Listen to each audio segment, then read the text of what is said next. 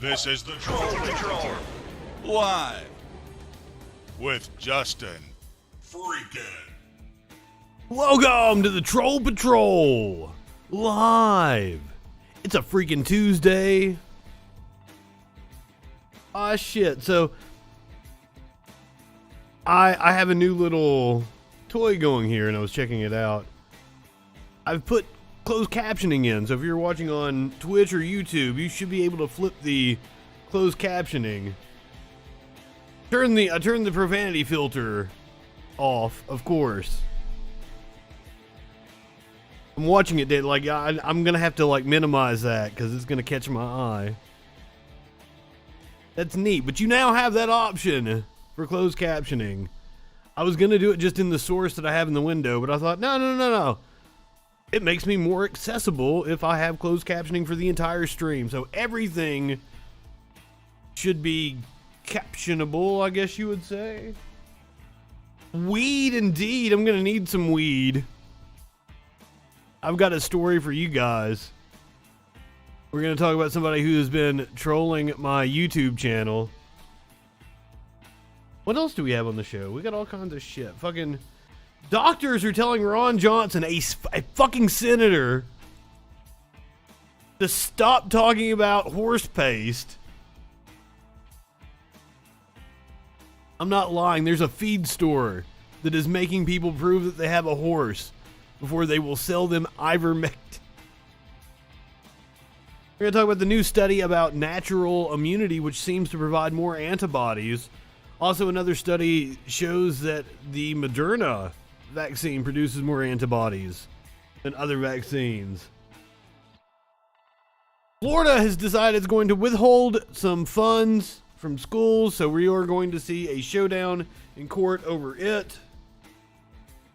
A pastor with a Christian broadcasting company lost his job for being pro-vaccine. There you go. There was a fucking alligator attack. An alligator attack connected to Hurricane Ida.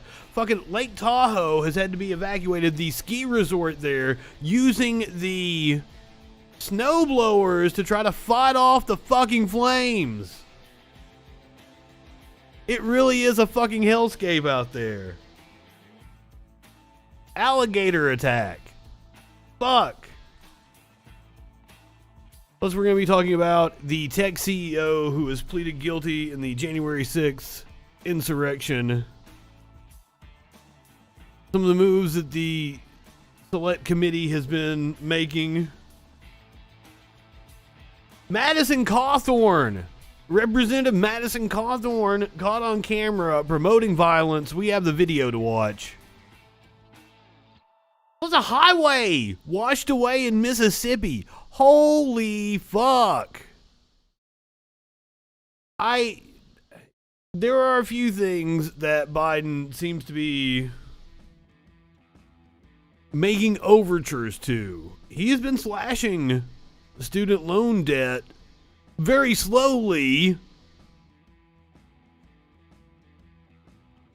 I do want to point out that if you are watching on Twitch, I will be going dark tomorrow, as I assume many of the other channels you watch. I would think everybody in our circle, despite the fact that, like, I like hate raids. Give me all the hate. Do not go to marginalized communities with your hate raids. I want to make it known right here, right now, because this is what the boycott is about. If you want to hate raid somebody, bring me all your neo-Nazis. I want them. I want them here. I want them in my chat. We got the cojones to deal with them. I will encourage you to follow me on the YouTube or one of the other fucking crazy platforms I'm on. D-Live, Smashcast, something like that. I'm not back on Facebook yet. You can't watch this on Facebook. For anyone that logs on to Twitch on September 1st, they might be surprised to find it much less active than usual. It is intentional because streamers from all over will be boycotting Twitch for a day off Twitch in support of marginalized streamers that are facing growing harassment on the platform. A trend called hate raids have been increasing across Twitch, where waves of people are being sent to active streams and harassing them with hateful messages. Merkin, you're right. That could possibly happen. Roe v. Wade could, and it could be tonight. It could vary because the law in Texas that's being challenged goes into effect tomorrow. For anyone in need of a refresher or raid on Twitch is when someone has wrapped up their stream, they will send their audience of viewers to a different stream. It's a way the streaming community supports one another by spreading the wealth. To let the streamer know they are being raided, it is usually accompanied by a wave of messages in their chat. That's one of the main reasons I created the troll emoji. Like it's like that's just cool to go into other people's chats with it. These hate raids, however, are not about showing support for one another. It's targeted harassment, and the trend is unfortunately becoming more common. I want them! Yes, the shelves are all barren of abortions. Barren, that was a good word for me to use. Twitch's response to the hate raids have so far been to encourage their community to not do this and to request that users report anyone taking part in this. They have said they're working on a fix, but the response has been slow, and many streamers feel that their voices have been going unheard as the hate raids continue. You know me, I'm not going to cross a picket line, so... Even though I welcome your hate, I want your hate raids.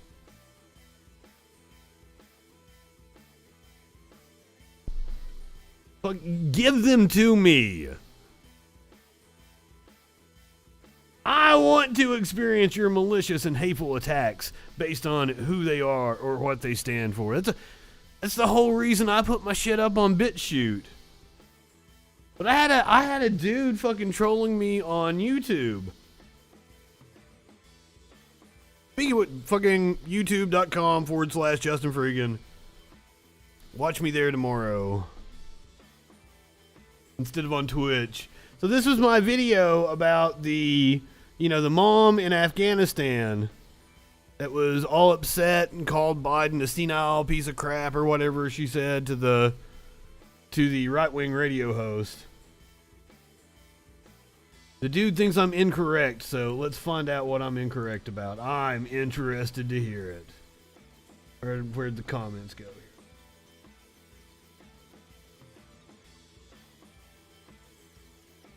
He wrote fucking books, so this is gonna take a while.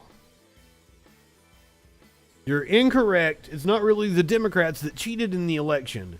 Our intelligence agencies overthrew our nation. If we don't recognize it, the only way to get back to a republic will be through a revolution or civil war. So already I'm just like,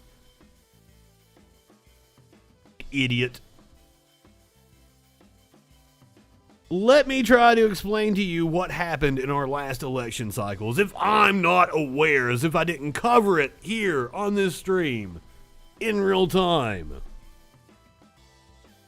I'm going to have to remind you also of what happened during the 4 years of Trump. So we have a fucking Trump sucker here. If you recall, the second that Trump got elected, the intelligence agencies attacked him. That's not true.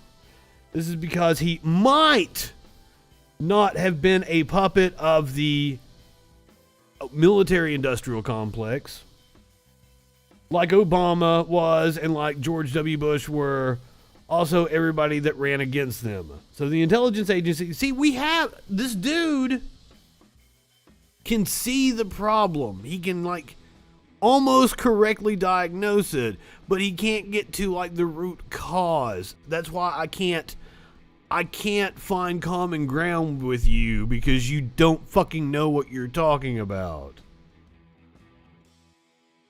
So the intelligence agencies adopted this ridiculous story of the Steele dossier and Russian collusion.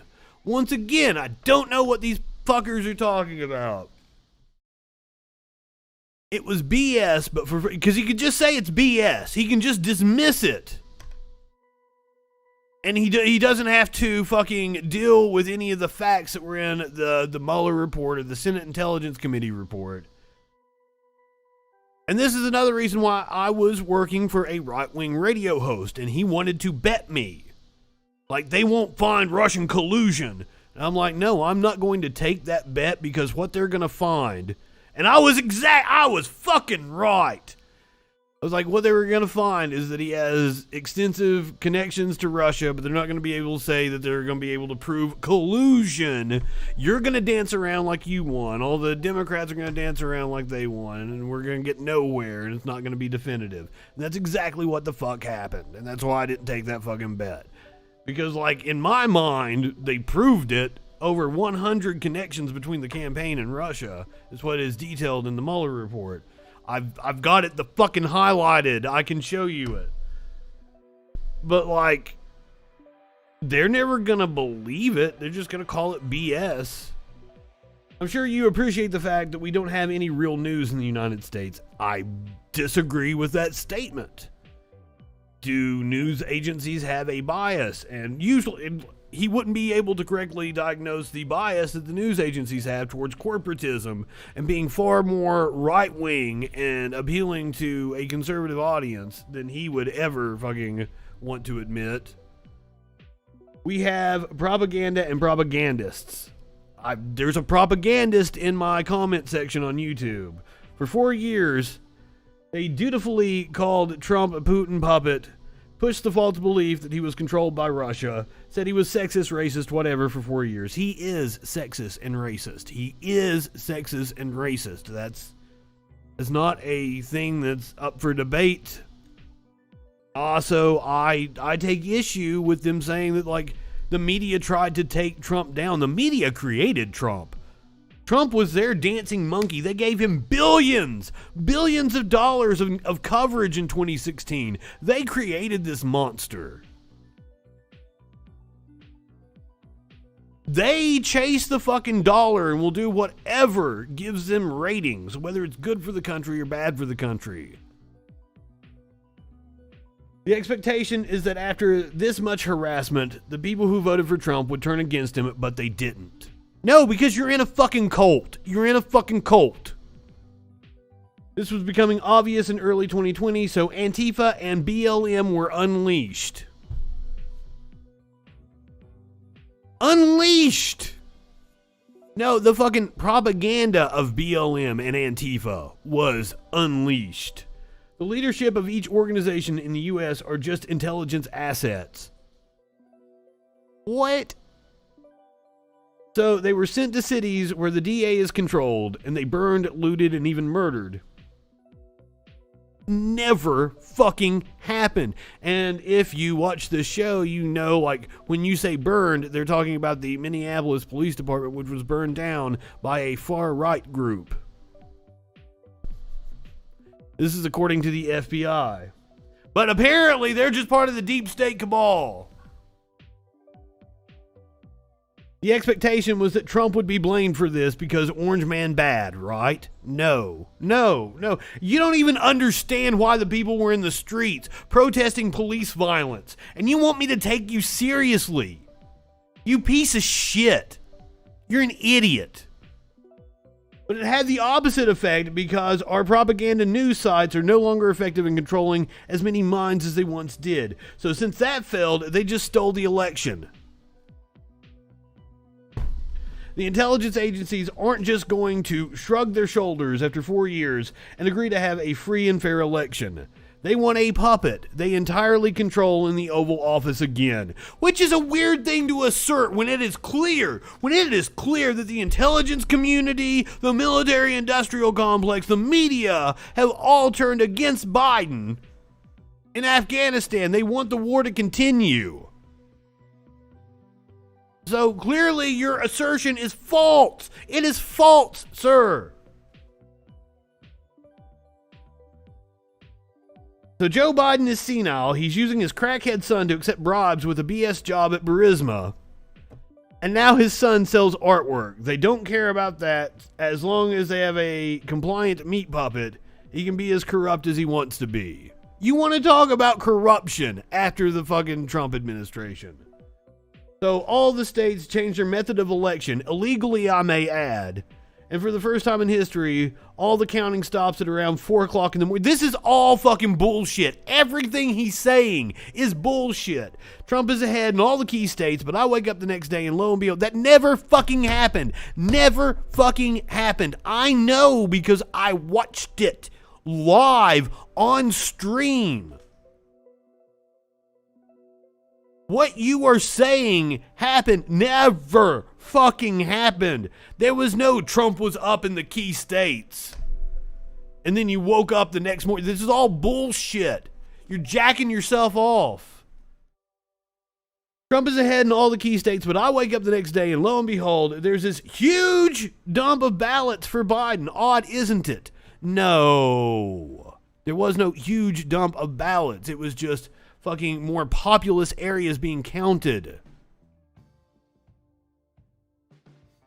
Mail-in ballots were counted last. We covered this shit. If you listen to an actual reputable news source, you would know. You would have known well in advance of the election that mail-in ballots were expected to be the biggest chunk, and that a lot of Republicans blocked changes in the law to be able to count them before Election Day.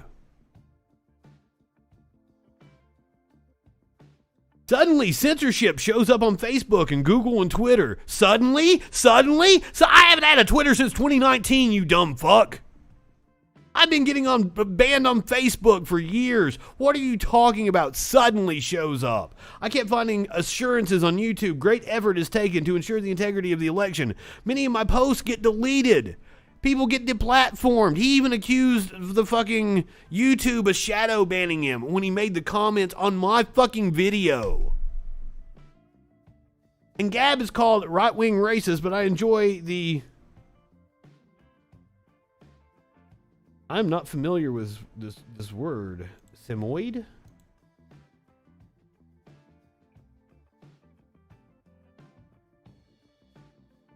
A herding dog? What? That maybe it was a typo. I used to dog fostering for them. What? Cute dogs. What? Oh, no, he was talking about dogs. I'm so fucking confused! Not high enough for this shit. Not high enough for this shit.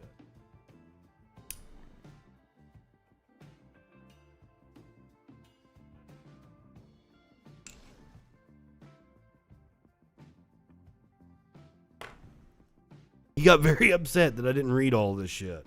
I'm just now reading it.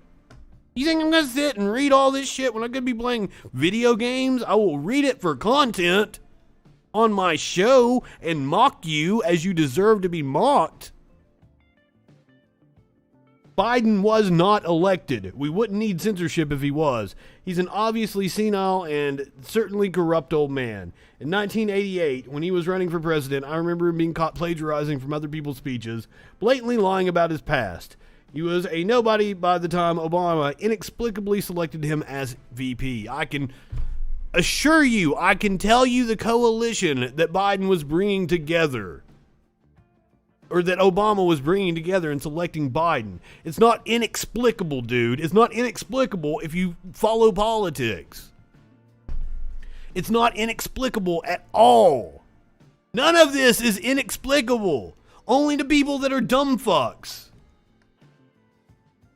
But who cared? At least Obama wasn't Bush, who lied us into war over a non-existent weapons of mass destruction program, but Obama turned out to be no better as he continued the wars, staffed the Iraq war with mercenaries so he can pretend he ended it, then went on to put Libya in endless civil war with slavery markets, and then move on to bomb Syria in order to put in a pipeline for Genie energy from the Golan Heights.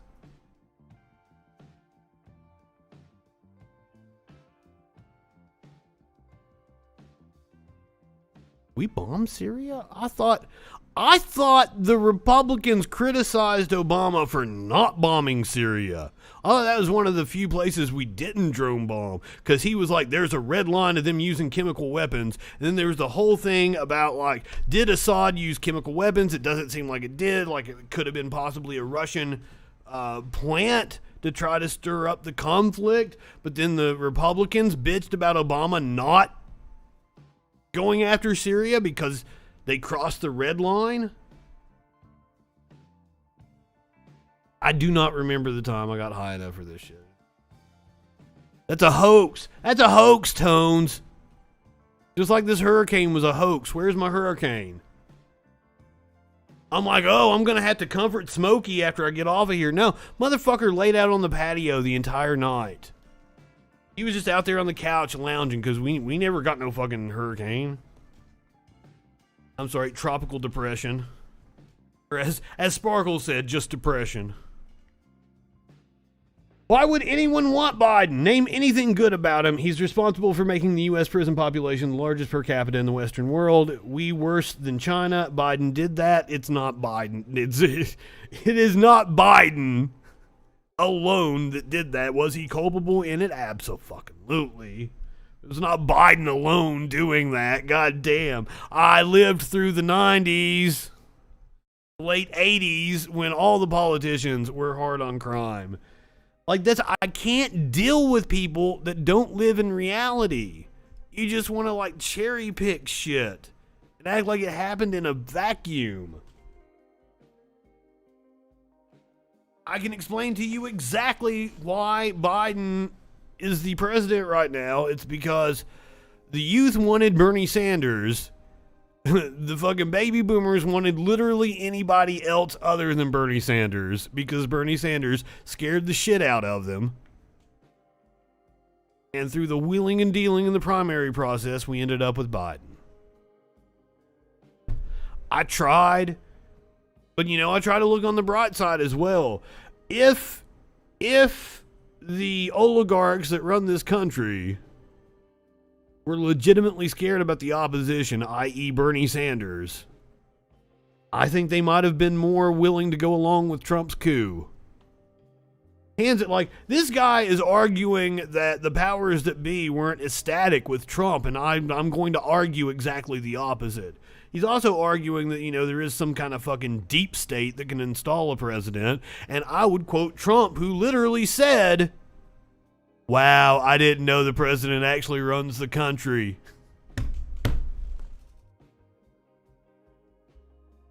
Now, was Trump perfect? No, of course not. He was plenty flawed, but he wasn't entirely flawed. Name anything good Obama did. Give you a fine if you didn't get health insurance, regardless you could afford it or not. The Affordable Care Act is much like the Patriot Act, the exact opposite of what it was called. This is wrong. It curbed the rate of increase on premiums. It absolutely did say, it didn't make it affordable, that's for fucking sure, but it curbed the rate of premium increase. I don't see what the fucking Republicans had a plan for. The Obamacare plan, the Affordable Care Act, was a step in the right direction. It was good, and in that it was good as compared to nothing. I can show you the data, but this dude doesn't give a shit. Now, I know you don't like Trump. That's fine, but he did do us a service. He demonstrate our media is just propaganda. He demonstrate our intelligence agency and judicial system is corrupt. He showed that both parties are pro-war. I didn't need Trump to show me that both parties are pro-war. And acting like Trump wasn't pro-war. He had to be talked out of a war with Iran. The people you are saying controlled him for the purposes of war, whatever the fuck you're trying to say, are the people that had to talk him out of starting a war with Iran. Remember when he tried to stop the Syrian war, and the next day ABC News showed a video that purported to be the leveling of a Kurdish town that turned out to be a gun show from Kentucky? No! I have no clue what the fuck you're talking about. None. What? Right-wing propaganda is wild. You might think Trump voters are just stupid Neanderthals. They are not. Fucking right-wingers are morons. That wasn't the one I wanted. I wanted Rudy. Hold on. Do you think we're stupid? You think we're fools? Yes. But this dude says they are realistic and practical. They know there's no difference in the parties. They know Mitt Romney versus Obama was who cares who wins. They're the same. Trump was the actual resistance. He was the protest vote. If Ron Paul, Tulsi Gabbard, Dennis Kucinich, Mike Gravel, or even Lyndon fucking LaRouche, or Ross Perot were on the ballot in 2016, I'd be happy to vote for one of them. Well, I mean, how do you square that? How do you say that you will vote for Dennis Kucinich and Mike Gravel? You had fucking Bernie Sanders on the ballot. Are you telling me that Bernie Sanders wasn't a protest vote? Seriously. Oh no, he's just a fucking puppet. I can't with these people.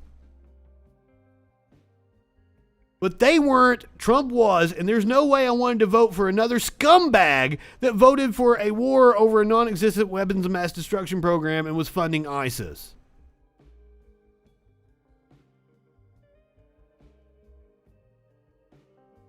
That's all the Republican Party does, is fund terrorists. That's all. If you wanted to vote for the party that doesn't fund terrorists,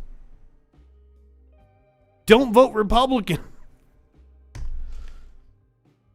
That's some badass propaganda right there when they're able to convince you, like, yes, voting Republican is voting against war and arming terrorists. Holy shit. You ought to go through some of those WikiLeaks emails. There's a lot. You're never going to hear it on CNN, though, and strangely not Fox News. You have the most powerful research tool ever made in front of you right now. You consider yourself a leftist. Why? There's no left or right. There's the criminal syndicate that calls itself our government, and there's us. The left-right paradigm is artificial, and it is an intentional false dichotomy. No, if you were to come over here with the leftists, you'd actually learn about organizing and how to take over these systems instead of just screaming into the void about nonsense and voting for the biggest fucking crybaby that's ever existed for president.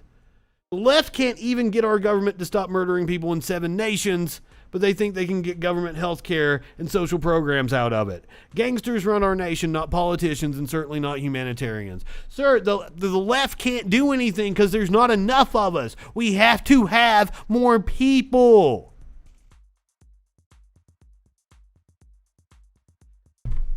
You screaming about how much you love Trump's dick isn't helping anything. Come on over here with us where we talk about issues and how to actually take over the system and use it for good instead of forever wars.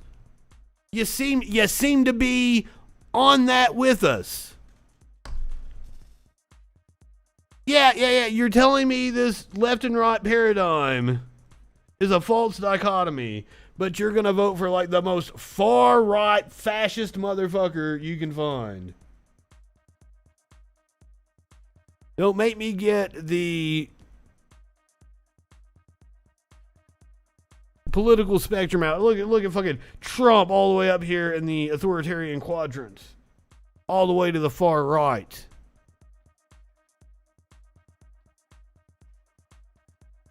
And the thing that I kept saying to people like this in 2016, hell, maybe even in 2020, it was possible that Tulsi Gabbard would have been fucking Secretary of Defense in a Sanders administration.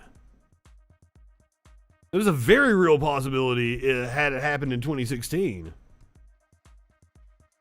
You could have voted to empower Tulsi Gabbard. Dude.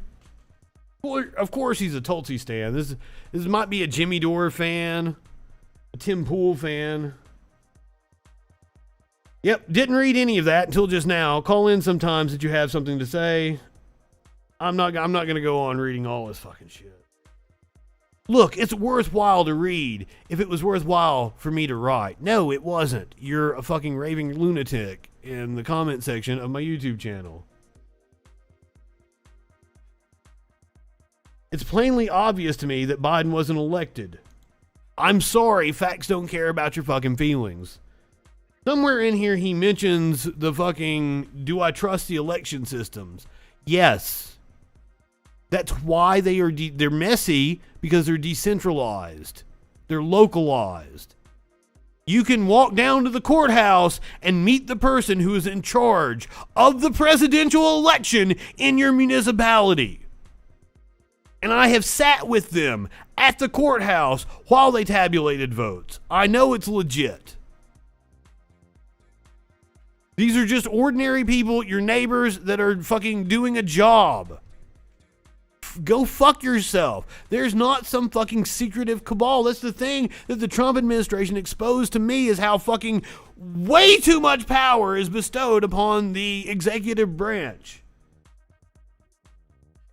And how we really are beholden to the whims of a president. The point I'm trying to make is, don't be firm in your beliefs. Who the fuck is firm in their beliefs? Dude, take some of your own advice. Get some self-awareness. You don't fucking know what you're talking about. Have no goddamn clue.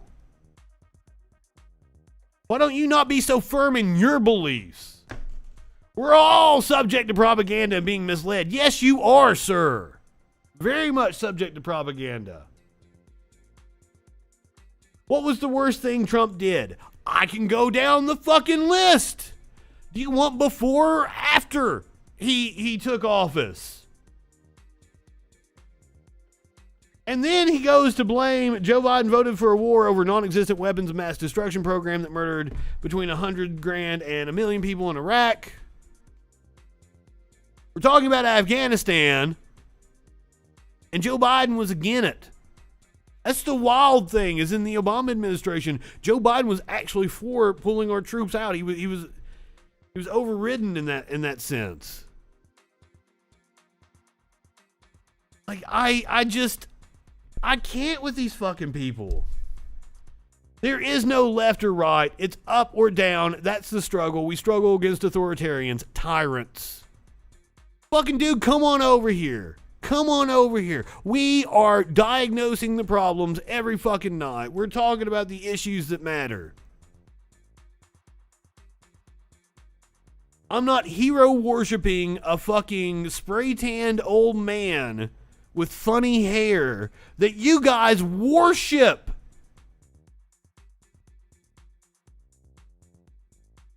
See, he says he's being shadow banned. Fuck you, YouTube. Look, I'm in Silicon Valley. I'm an engineer. It's an open secret that Facebook, Twitter, and Google are intelligence assets. Google parent company was created 15 years ago after Google. I love that this argument, Alphabet Inc. is a good name, just like FBI, CIA, NSA. They're acronyms. They're acronyms for the fucking agencies that they stand for, dude. Fucking, if you don't understand how acronyms work, I'm not going to be able to have a fucking conversation with you. You're an idiot. And I love how he's like, I'm an engineer. Dude, you made me think less of you. I'm an audiovisual technician. I have worked under several engineers, and most of them were batshit fucking crazy. My boss at my last place of employment, where we were doing AV installs, was an engineer. And he was certain that 5G was going to fry his brain, and he really wanted me to come to church with him on Sunday. And he played bass in the church band. I'd also like to point out that engineers are the number one profession most likely to become terrorists. I present to you the ramblings of a fucking madman.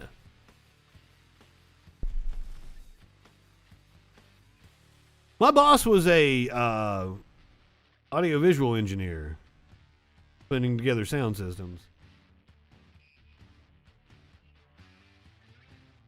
I don't know what kind of engineer this dude is. Who knows? He's in Silicon Valley. It should impress us. Jesus Christ.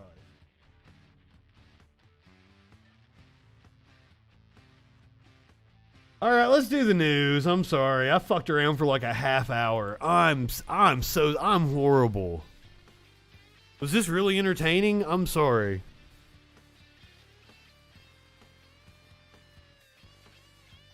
This is a picture of the last U.S. soldier leaving Afghanistan. Figured we'd start off tonight with that picture. Here is Biden defending the pullout. I'm always a fan of pulling out. You should always pull out. And we're going to get the right-wing reaction to it here in a second. You know I'm not high enough for that. Made public commitments, broadcast on television and radio across. He's talking about the Taliban. I've fucking cut it off, didn't I? Passage for anyone. The Taliban has made public commitments, broadcast on. I love the way he says it. The Taliban. Television and radio across Afghanistan on safe passage for anyone wanting to leave, including those who worked alongside Americans. We don't take them by their word alone, but by their actions. And we have leverage to make sure those commitments are met. Let me be clear. Leaving August the 31st is not due to an arbitrary deadline. It was designed to save American lives. My predecessor, the former president, signed an agreement with the Taliban to remove U.S. troops by May the 1st, just months after I was inaugurated. It included no requirement that the Taliban work out a cooperative government arrangement with the Afghan government. But it did authorize... They left the Afghan government completely out of it. Last year, including some of the Taliban's top war commanders, among those who just took control of Afghanistan. By the time I came to office, the Taliban was in its strongest military position since 2001. Truth. Controlling or contesting nearly half of the country. They had been murdering and killing people for fucking 2 years, hardcore. That if we stuck to the May 1st Taliban that they had signed on to leave by, me Taliban bananas. would attack the American forces. But if we stayed, all bets were off. So we were left with a simple decision. Either follow through on the commitment made by the last administration and leave Afghanistan, or say we weren't leaving and commit another tens of thousands more troops going back to war. No. No. That was the choice, the real choice, between leaving or escalating. I was not going to extend this forever. Now, I heard that, like we left during the fighting season. Like there were good cases to leave during the winter. But I mean, like Biden really wanted to pull out during the September 11th date, which I understand the symbolism. I have not heard if he is going to release the classified documents. The families of the 9/11 victims have requested that he not show up to the 20th anniversary memorial unless he releases the classified documents dealing with the Saudis. And I was not extending a forever exit. The decision to end the military airlift operations at Kabul airport was based on the unanimous recommendation of my civilian and military advisors, the Secretary of State, the Secretary of Defense, the Chairman of the Joint Chiefs of Staff, and all the service chiefs, and the commanders in the field. Their recommendation was that the safest way to secure the passage of the remaining Americans and others out of the country was not to continue with 6,000 troops on the ground in harm's way in Kabul, but rather to get them out through non-military means. Well, there you have it. Yeah, there's also rumors going around about Breyer possibly retiring, signaling that he might retire. Nothing concrete yet, and I think they're reading too much into his statements. Now on to the warmongering on the mainstream press. The Taliban commit house-to-house executions in Kabul after U.S. exit as chilling audio demonstrates Afghans' fear. So we've got audio supposedly from Kabul. This aired on Fox News. So that's a warning to be skeptical about what we're getting ready to hear. But I mean, it's also just 42 seconds. And it's just audio. This is not video.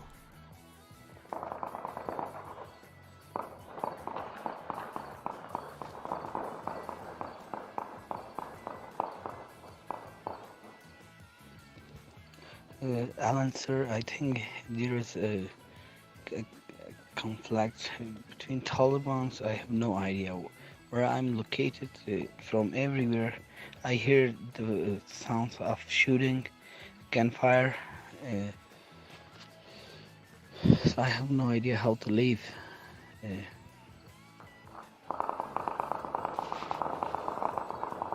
So we don't exactly know what that is. I mean, it could just be people shooting off their guns. It happens a lot here in, fucking Alabama. People in their backyards shooting off their guns. Horrifying audio of distant gunshots appears to confirm reports of house-to-house executions. Wow. Fucking Fox News. As the Taliban asserts control of Kabul and Afghanistan after the U.S. military's departure on Monday evening.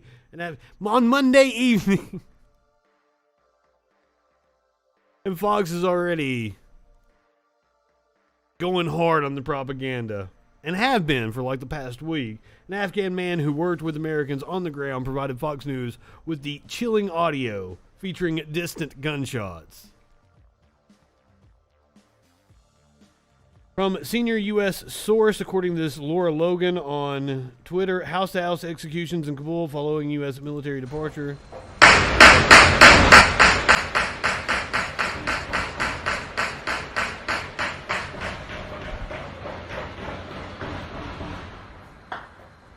There's just 26 seconds of video that we don't know.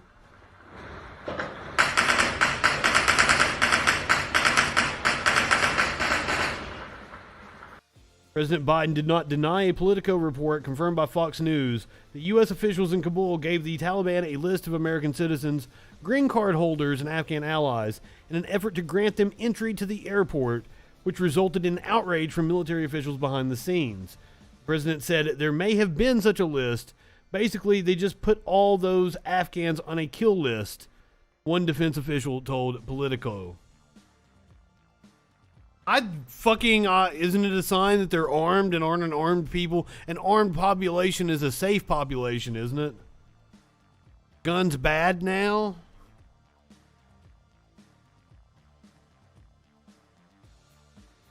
Once again, we don't know what the fucking context is. We've got fucking secondhand accounts on Twitter. But I deal with facts, so I wanna get that out there.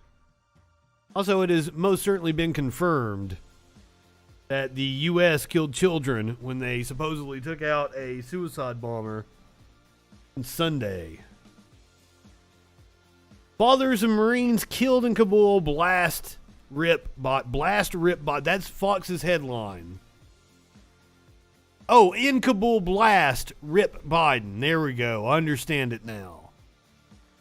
I thought they were blasting Biden, and then, it had the rip in there as well. And tonight we're continuing. Oh, it's on Hannity. American heroes lost in last week's terror attack at Karzai International Airport in Kabul. 13 brave men and women from all across the country, as young as 20 years old, made the ultimate sacrifice, serving their country with honor, bravery, distinction, dignity. Shut the fuck it. All words that have no business coming out of your mouth, Sean Hannity. They took on this challenge. These were America's finest, our national treasure, that rose to the occasion, met the moment, represented the best. Oh my God, such a sleazy piece of shit. Quite frankly, they deserve so much better than this, and better than to have Joe Biden, look down and check his watch. They deserve better than to be used as political pawns. Over the weekend. Joining me now, they're two Gold Star fathers. They lost their sons in last week's attack. Mark Schmitz, he's the father of Lance Corporal Jared Schmitz. Corporate profits, that's always the occasion. Of Staff Sergeant Darren Hoover Jr., who went by the name of Taylor. Let me start with you, Mark, if I may. Your son was sent back. Now, once again, just like the Kathy McCullough video, like, I sympathize with these parents. Their feelings are valid, but now I'm sure their anger is going to be completely misplaced. The evacuation efforts. He said it's something he always wanted to do. I never have seen a young man train. There was no serving the U.S. It was serving corporate interests. He could be. He went back just for this mission. Explain. Explain. Yes, he did. First, I just wanted to say that Jared has exemplified so much that any man could ever strive for, and made me so proud to watch him undertake this endeavor and going into the Marine Corps. And he completed his boot camp, went to Jordan, was excited about that, and was constantly looking to do more, and was given that opportunity. Yeah.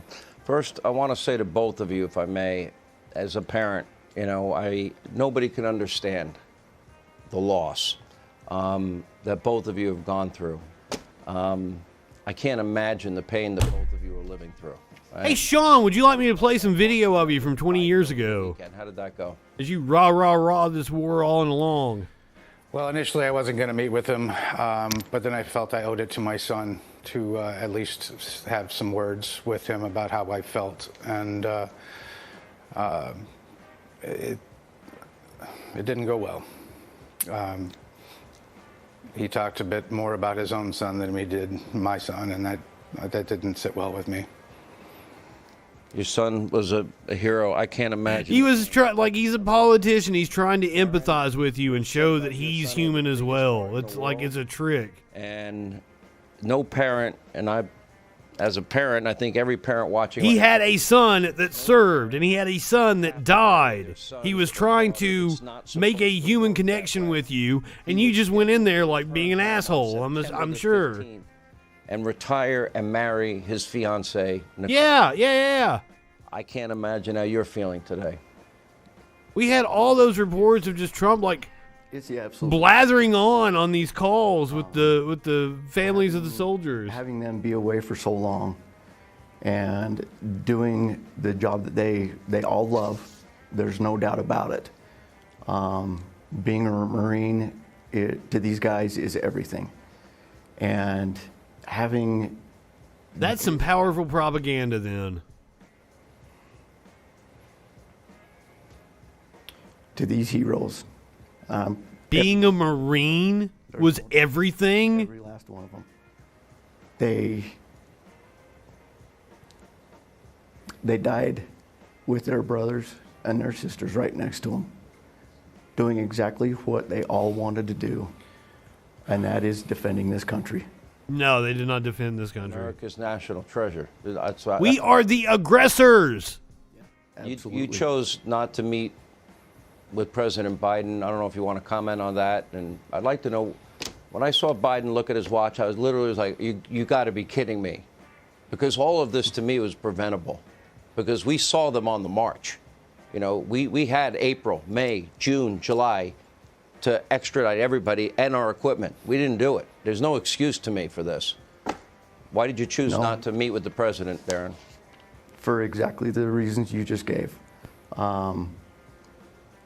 We said... It's like I told the dude last week. It sounds like that's a failure of the people on the ground. Yes, I agree with you. The military sucks. We as a family decided that that was the way it was going to be.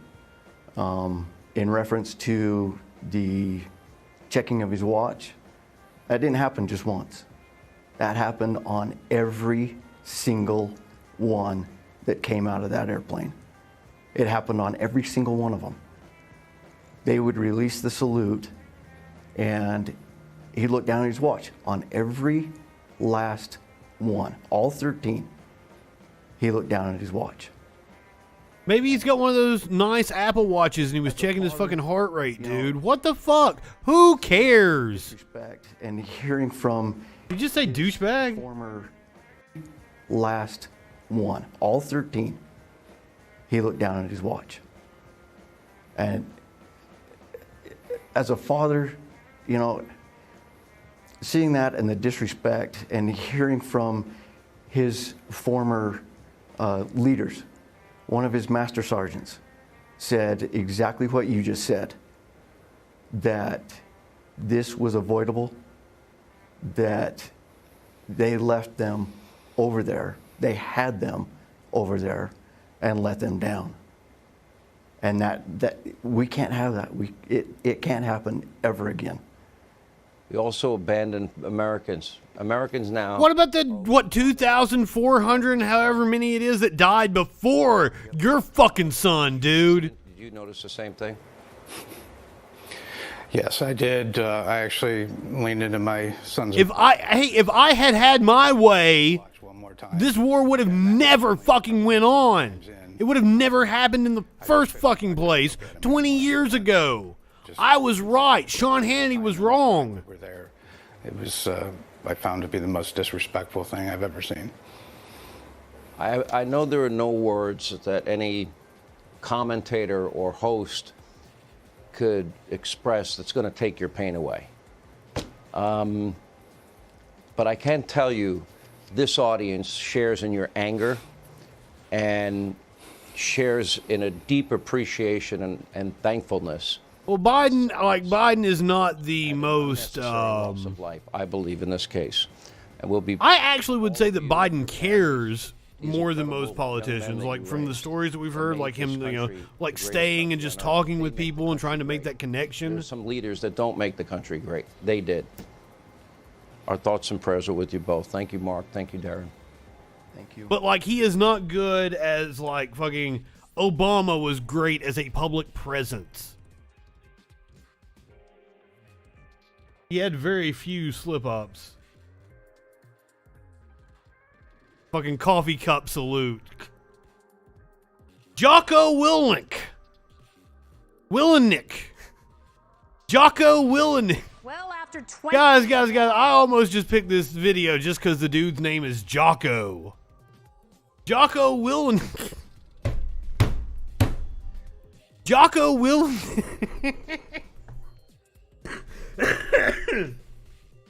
Jocko Willink.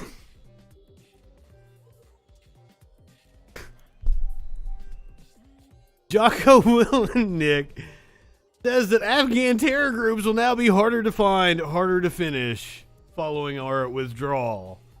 I believe he was on with Kennedy, the former MTV jock. Afghanistan is kind of over, is it? Afghanistan is still very much a mess and could soon become a terrorist safe haven once again. Some Americans are still trapped there. So what on earth do we do now? This is video of one of the last flights out of the Kabul airport. The last flight departing a day before the deadline, reportedly a tactical decision. Earlier this afternoon, CENTCOM... I'm not high enough for Jocko. This is going to be good. How the war came to an end. I'm here to announce the completion of our withdrawal from Afghanistan and the end of the military mission to evacuate Jocko Willink. third country nationals and vulnerable Afghans. Let's see how she says it when she introduces him. Hamid Karzai International Airport on August 30th, this afternoon, at 3:29 p.m. East Coast time. And the last manned aircraft is now clearing the airspace above Afghanistan. Jocko.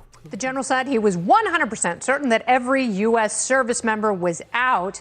The same cannot be said for U.S. citizens. And the general addressed that, too.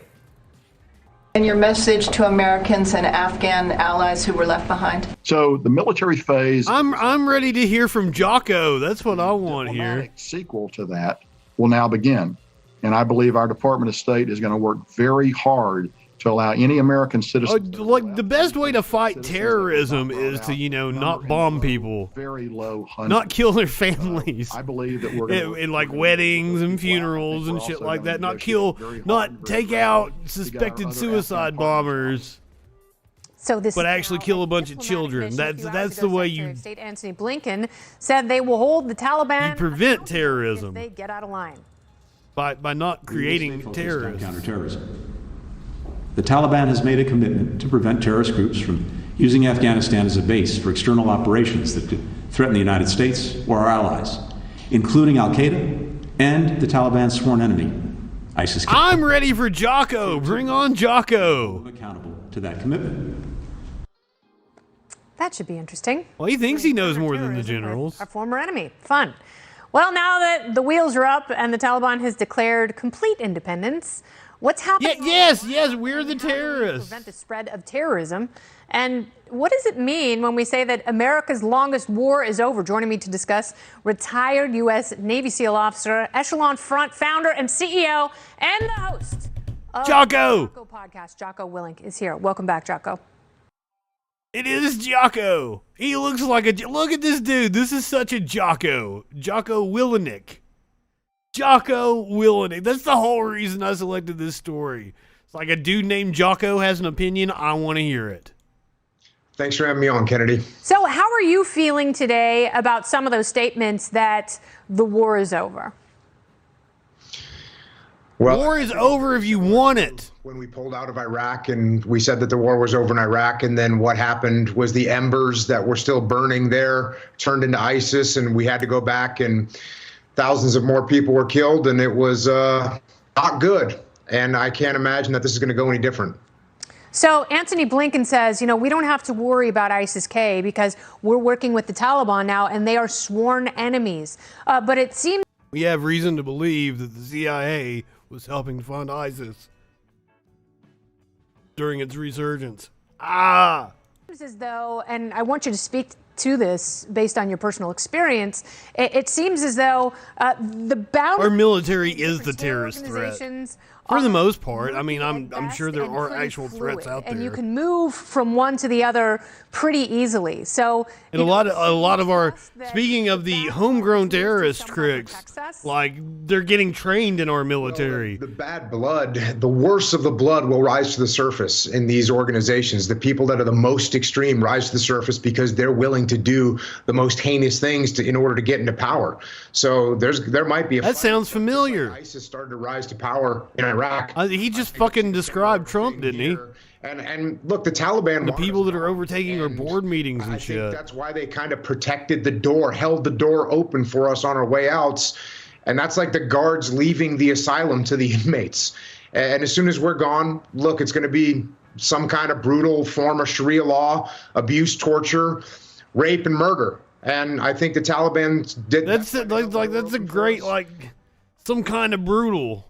It sounds like a fucking, like a Metallica song or maybe some black metal. Jocko!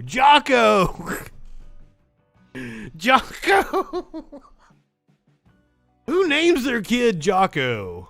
Or did he adopt that? Like, is it like, I didn't come out of the fucking vagina named Justin Freakin. Did he adopt Jocko? Here, now that we're gone. Yeah, I think you're absolutely right. And I don't know how the administration stops that. And also, it's like we have this military campaign for 2 decades, and the Secretary of State is saying, well, now diplomacy begins. Can't you have a military mission and diplomacy happening simultaneously? You absolutely can. And look, we've stayed in countries before. We got 40... Why didn't Bush or Trump do that? 3 military bases in Japan and 15 bases in South Korea. These are not forever wars that we fought in those places. Those bases actually are the prevention of war. And we could... My Echoplex had just expired, and then somebody gave me a gift subscription Sunday night. Some of those bases pretty safely. The thing that worries me, Jocko, and I'm curious... oh shit, I got the door again. From some... Because when it was the night that I was in there, I was spending all my channel points. Over there to rescue... I was unlocking emotes and shit to get the boost going. Former special operators who are taking matters into their own hands to free stranded Americans when the federal... if you missed the, I didn't know they had Andy Nolch on. Andy Nolch live on Sunday night, I think it was. I ducked out before that actually happened. I went back and watched it last night. Holy fuck. I love how Dave just got pissed off at him. Was like, yep, done. The government has turned their back. Yeah, there's definitely been several different groups that have been out there doing that. And I keep getting, the captions keep catching me.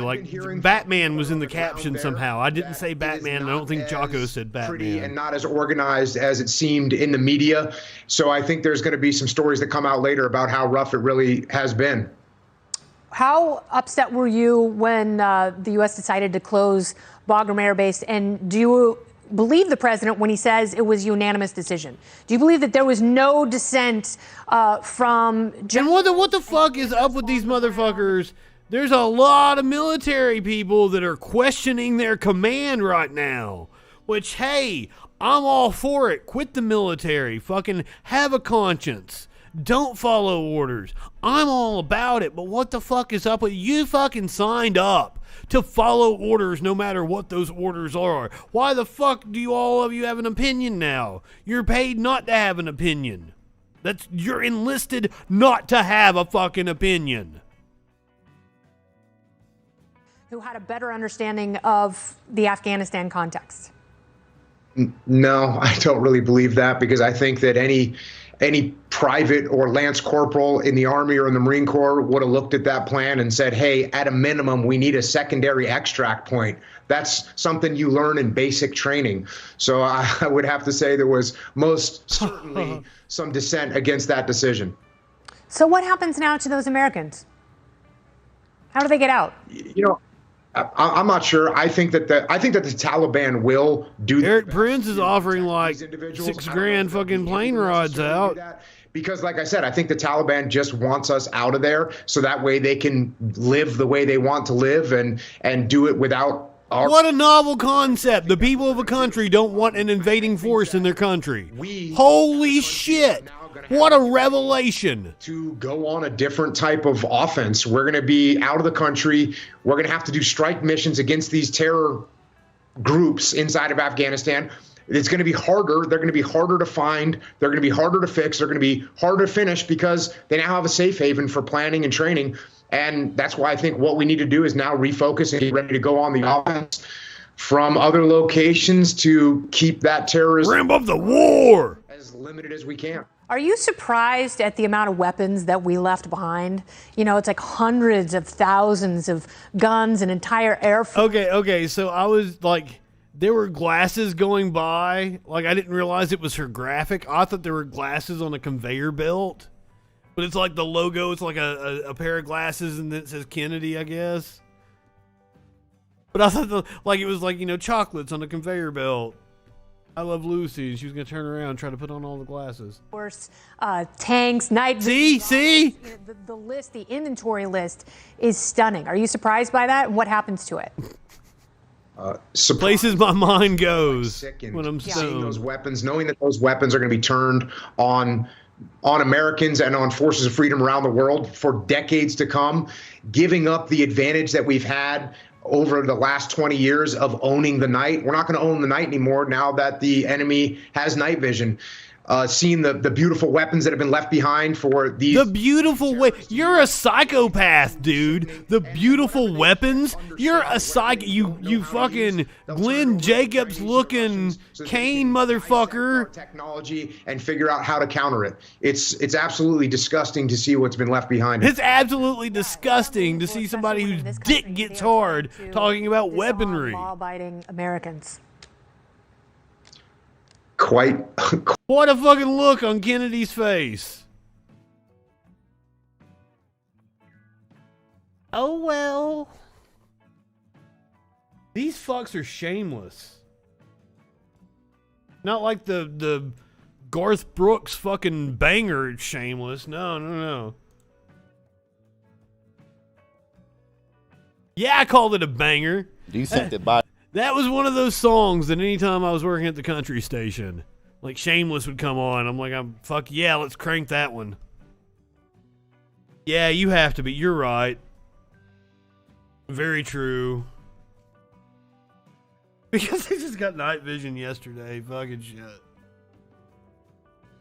So, this is one of the reporters for the Young Turks went out and is asking some... Oh my God, she's got a Trump cutout in her car, and it's painted with the. Oh my God, this lady right here. They love fantasizing about Biden's impeachment. Biden should be impeached for the way that we withdrew. Oh, absolutely. I definitely think he should, along with, Nancy and Harris. And I mean, it's punishable, could be by death. And I think, if not, there should be absolute jail sentence time. Do you think that we should be taking in the refugees? Well, I'm always 100% about people coming here legally, no matter what. A refugee resettlement program would be 100% legal. I think it could have been done slowly and gathering our equipment and making sure there's any clear of any type of Taliban or anything else, a slow step instead of all at once, slow while taking our equipment with us. I wonder what she's been watching. Is an impeachable offense the way that we withdrew? Yes, I do. In terms of the refugee situation, do you believe she was kind of adorable. Be taking them in? They need to be vetted first. This woman looks like she should be making me some cookies, and we should be talking about, fucking playing canasta or some shit. Get the fuck out of politics, old lady. The general process? Yeah. I mean, there's a legal way to do everything. I think that's an impeachable offense. I think Joe Biden should be impeached. Personally. Oh, we've got a TP USA type here. Her shirt says "Surviving Liberal Indoctrination." She does look young, so I'm assuming she is on a college campus. I hate him. Yeah. I hate him with a passion. Yeah. And if he's not prioritizing the American citizens, he doesn't need to be president. I think that we should have pulled our American citizens out before our army. Mm-hmm. I think that was pretty stupid on our government's part. And it hurts me that those American citizens and our Marines down there were killed. We didn't prioritize our citizens, and that's what we should have done. I definitely disagree with everything about the liberal left side. I disagree with all their values. I disagree with all Joe Biden and Kamala Harris values. Yes, my values are democracy and freedom. They're all bad and sinful. I realize you disagree with everything. They're not right in the head. I would like Biden to be impeached even from day one, but and although there are many reasons why he should be impeached, much more than Donald Trump as far as him. But I don't think he'll be impeached.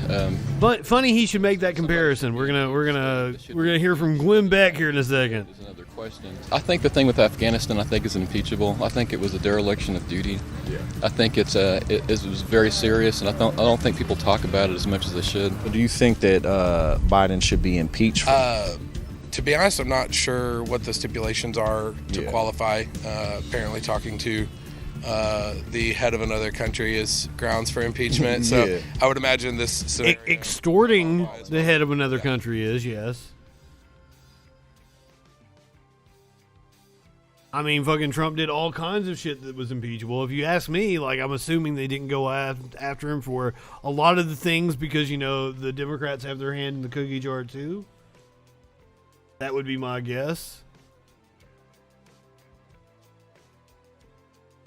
Seems like the right is all up in arms about this, comparing what happened in Afghanistan to the things that Trump got impeached over. So here is Glenn Beck. Talk of impeachment going around, but I don't think Nancy Pelosi is. I wonder where it came from. Talk of impeachment going around. I wonder where it came from. Where did that woman get those ideas from? Competence. Although it's a political thing, I guess you could impeach for any reason. But high crimes and misdemeanors, actually. The Ukraine, that was all about the timing of military aid to Ukraine and the request of the Ukraine to purchase some Javelin defense missiles, $391 million. Well, we've just handed the Taliban, not an ally, $10 billion. $10 billion. Was Beck on the hooch at one point in time? The left said that Trump delaying military aid to Ukraine. I bet he'd be a hell of a lot more fun on the hooch. And dangerous to American national security. Well, what about the problems that have now been caused by President Biden that have directly led to Taliban controlling billions of dollars of the highest tech we have. Billions? Harm to the United States over the last 2 weeks. I think you just made an argument that we need to quit throwing fucking money at the military if they had billions of fucking dollars worth of shit that they could just leave laying around. Giving the Taliban a list of names of U.S. citizens and Afghani allies, not to mention the loss of American lives last Thursday. Which is more impeachable? One phone call by the president or President Biden where he extorted a foreign power meltdown. This is why congressional Democrats should have checked themselves before they wrecked themselves, lowering the impeachment bar so far, because Biden is soaring over that bar now. Congresswoman Lauren Boebert is with us now. She is the congresswoman. Oh my God! I'm sure we're going to get a intelligent take from this young lady for impeachment proceedings to begin. Congresswoman, welcome to the program. Thanks so much, Glenn. It's wonderful to be on with you today. And I didn't know we got Boebert too. And your listeners, and thank you to Kenneth Copeland Ministries and the Nazarene Fund. What y'all did, actually going to Afghanistan and rescuing over 5,000 endangered Christians, is nothing but miraculous. Well, thank you. That's the American spirit right there, and that's American exceptionalism, and that's the kindness and charity. It is literally American exceptionalism. You want to go and pick out the Christians and bring them to your country. It's an exceptional audience. This audience is incredible, just incredible. I mean, like, I know some good Christian people. Anyway, let's talk a little bit about your call for impeachment. What are you basing it on? Well, there's certainly a lot that Joe Biden has done as a dereliction of duty. He has not. I have went really hard with we've watched a lot of dumb fucks. We ain't done. We're gonna see so many more dumb fucks tonight. I apologize. It just kind of happened that way. Yes. Thank you, Kenneth Copeland Ministries. Oh, shit. Oath of office as president of the United States and commander. We might not make it all the way through all 12 minutes of this. 12 fucking minutes. And look, you're absolutely right. There has been no leadership on this issue. No leadership in protecting endangered Americans, endangered Christians. No leadership in protecting our troops. He got like 80-something thousand people out. He got like most of the people that wanted to come out. Taliban, who's flying our Black Hawk helicopters with. I think it's only like a few hundred that still wanted to leave that are there. Our citizens out, and I'm sure your listeners have heard that the last U.S. flight left Kabul yesterday, and many Americans are still stranded in Afghanistan. That is unacceptable, and that is infuriating. Where is the accountability? So far, there's only been one resignation because of this mess, and it came from Lieutenant Colonel Stuart Scheller, who resigned because we watched his video. Military run by such buffoons. And look at the track record of our so-called commander. He resigned because his job is to follow orders, not question the people above him. You don't have cohesion in the military when you have dumb fucks speaking out. But I like it because I want the military to crumble so they don't have it as a force to be able to go and use it on poor people around the world for, corporate interest. Regime. $85 billion in state-of-the-art military equipment has been handed over to $85 billion? The so-called commander-in-chief has been taking orders from terrorists. They stranded Americans with no way to get home. They took orders from the Taliban. I believe it, though. We've been we have been funding the conflict for fucking years and years. Men and women to be killed.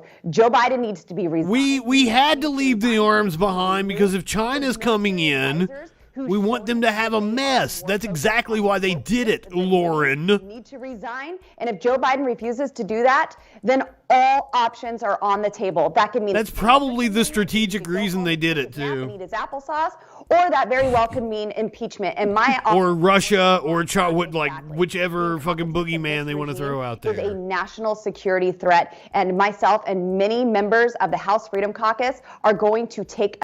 You are a national security threat. We're going to talk about how some Lawmakers' records may be subpoenaed, and she might be one of them. A stand. I'm glad to hear you say that. What are the odds with Nancy Pelosi and the Democrats in charge? What are the odds that you could actually move this forward? Glenn, I am calling on just a handful of Democrats to take a stand. I don't know what if there's a mutiny inside the military. Demanding that members come back to Washington. If we could be called back into session from our recess to start the process of spending trillions and trillions of dollars. I mean, she's not a bad-looking woman. I'm assuming that men have looked at her and pretended she was saying something interesting most of her adult life. Under the complete control of Speaker Pelosi, we have to put pressure on them. Was that mean? Was that mean of me? Was that over the line? Primaries in the future of any Republican who does not call. And it gives them a false sense of confidence, perhaps. The American people want something done. They're tired of politicians just talking about what needs to happen. They need action behind those words, and we have to be the ones who are doing it. And that's why I'm in Washington, D.C. right now saying it is worth being here to stop this madness and hold this regime accountable. So what regime? Listen to the words they use. They are pumping their followers full of this bullshit. And we're gonna hear from Madison Cawthorn here in a little bit, who is calling for violence. Republicans won't work for them. Well, this is their opportunity to work with us, to make sure that America remains an exceptional nation, remains a free nation, remains. I don't even think Beck is listening to her. Look at his eyes. Who doesn't just give over their equipment to terrorists, to their enemies, and fund the opposite. Indeed, that is Wheelie Boy. We need them to come together with us and say there has to be accountability. Now think about it, Glenn. Think about it, Glenn. Servicemen and women leave equipment behind, whether that's night vision goggles or any piece of equipment. They're really stuck on this night vision. Like, seriously, I assume the right wing is still getting. There used to be a memo that circulated around between the right-wingers, like in the mid-2000s, but I think now, like, they just all get the same news sources on their Facebook, and they're just scrolling through Facebook and they're seeing the headlines, and then they just repeat the same bullshit as they're giving their press junket tour.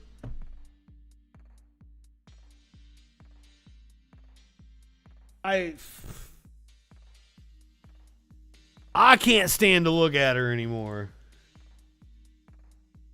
But I didn't know that she was in this video, but this is a good segue to the congressional panel telling telecom firms to preserve January 6 records. Congressional committee probing the deadly January 6 attack on the U.S. Capitol on Monday told 35 telephone, email, and social media companies to preserve records which could be relevant to its investigation, the panel announced. Telephone companies receiving requests from the committee included AT&T, T-Mobile, Verizon, and tech giants such as Apple and Microsoft. Messages also went out to some social media companies that were the subject of requests last week, including Facebook, Reddit, TikTok, Twitter, and YouTube. In a statement revealing the data preservation request, a spokesperson for the House of Representatives January 6 Investigation Committee said it had sent letters to 35 private sector entities, including telecommunications, email, and social media companies, instructing them to preserve records which could be relevant to the committee's inquiry. There's a lot of speculation that they're looking into Representative Boebert, Representative Green, and especially McCarthy and Jim Jordan, who had phone calls with Trump.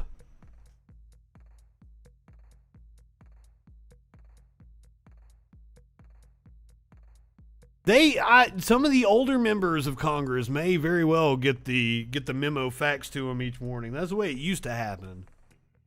But like the Boeberts and everything, they're just scrolling Facebook and repeating what they hear. You can tell exactly where they're getting their information from because we just played it. We played the Jocko on. Well, he was on with Kennedy, wasn't he? We've watched a lot of right-wingers tonight. I'm sorry.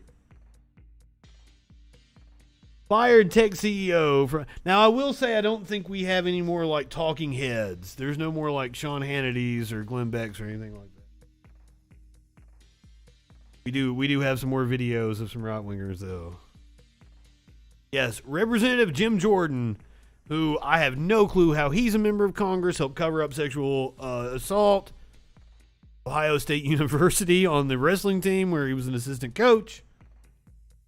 Representative Jim Jordan had multiple calls with Trump that day. Now, it would seem from reporting that all of the people that called Trump were very worried and blaming Trump for the riots. Jim Jordan was not happy about what was going on in the Capitol and blamed Trump for it. And that's one of the reasons why they don't want this to get out, is because it's going to be evidence for the Democrats to prove Trump had control of the mob and Trump incited the riot. That seems to be a smoking gun to me. A suburban tech CEO who lost his job after being charged with various offenses related to the January 6th siege of the U.S. Capitol has become the first Illinoisan to be found guilty for his part in the riot. Bradley Ruckstels, 53 of Iverness, pleaded guilty in federal court Tuesday to willfully and knowingly parading, demonstrating, and picketing inside the Capitol. The misdemeanor carries a maximum penalty of 6 months imprisonment and a $5,000 fine. He's a motherfucking CEO. I don't know which one of them he is in this picture.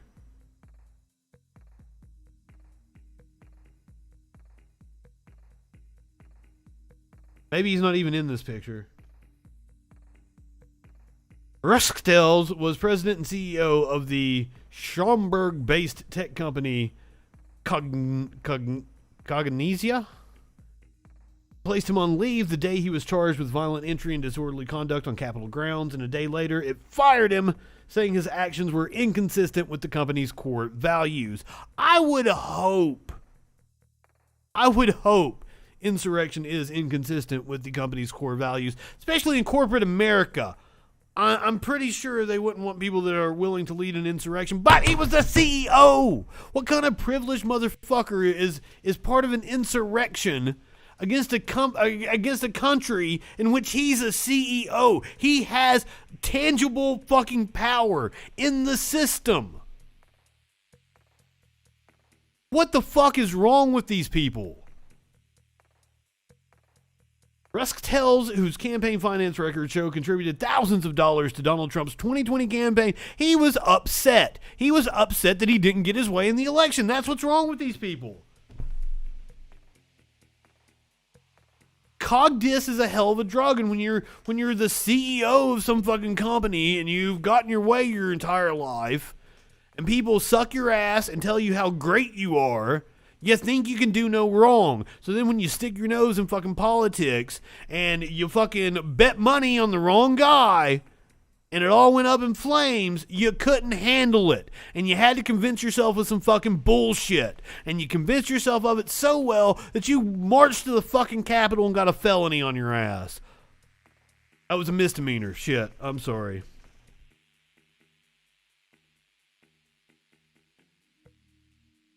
And that just shows you the quality of the CEOs in this fucking country. What a dumb fuck. You shouldn't have been CEO, just like fucking Phil Valentine shouldn't have ever been on the radio.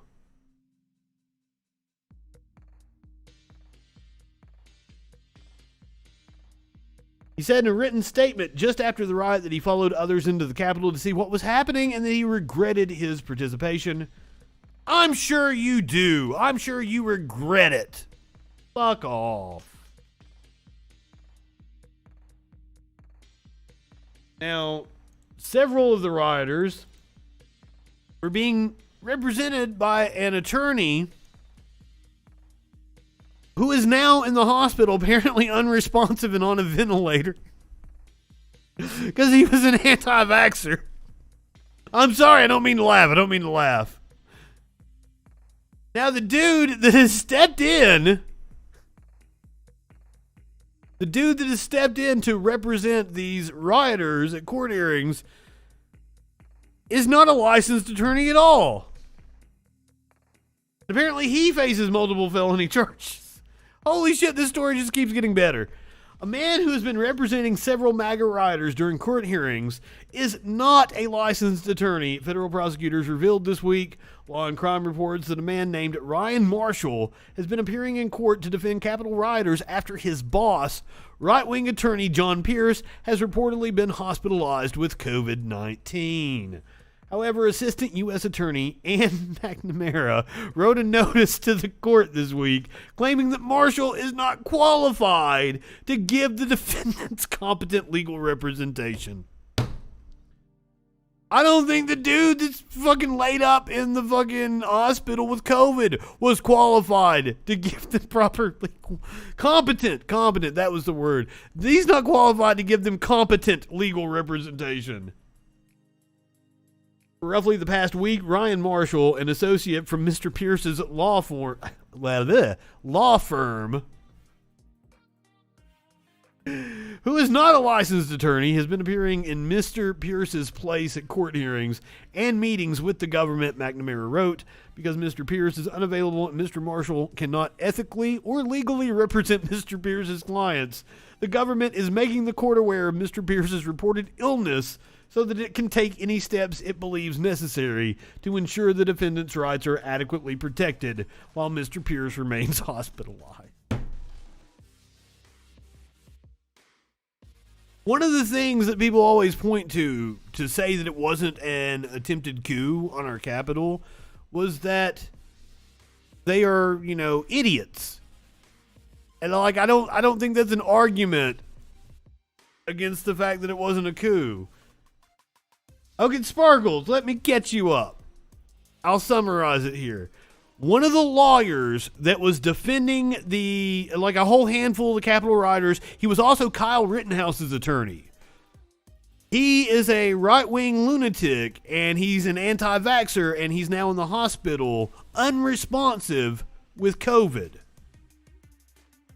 Some guy that works at his law firm stepped up and started representing his clients in federal court that have charges from the Capitol riot. And the feds have now made the court aware he is not licensed to practice law.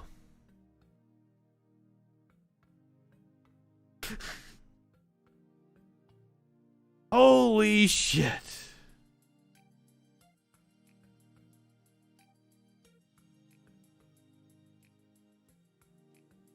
Speaking of people involved in the Capitol riot. Oh no, that's the wrong one. I'm sorry.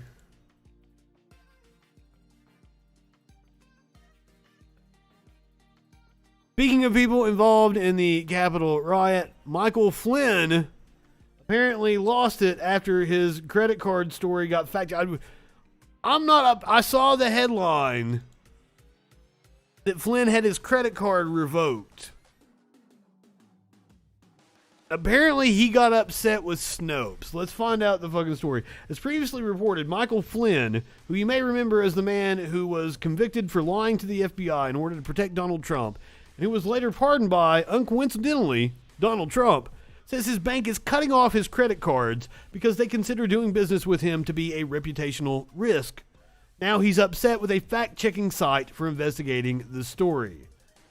The first important thing to know here is that Snopes didn't actually rate the story as either true or false. They reached out to Chase Bank and were told that the institution would not be giving a comment on the matter. They affirmed for readers that it is true that Flynn posted the images, but said they could not independently authenticate them. Flynn responded angrily to the article, posting on Telegram to declare that Snopes has lost his vote, and that rather than going to Snopes for facts, we must all make up our own mind about what we believe.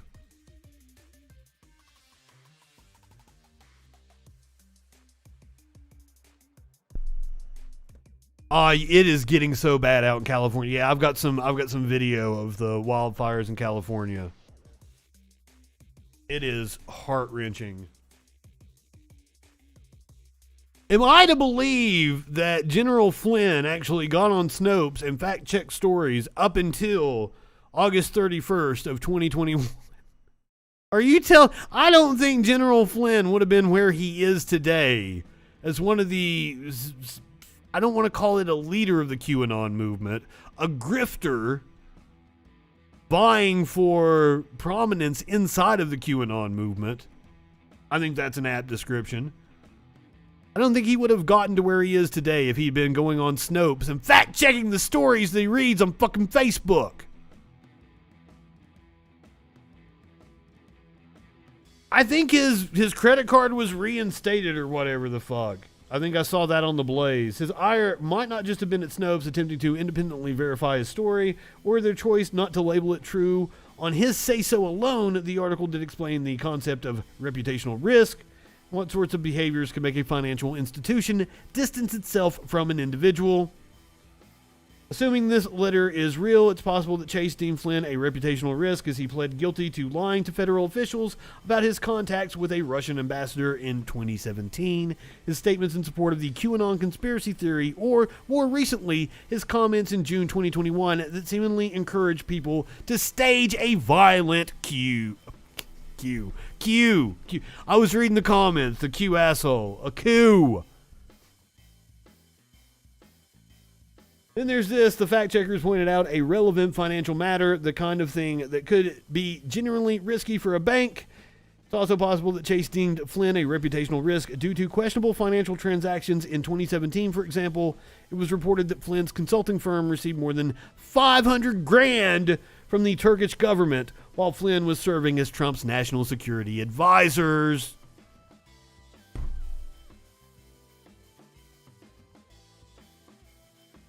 Quacker's the math dog. Maynard just came through here and like jumped at some like a fly or something. He is going nuts.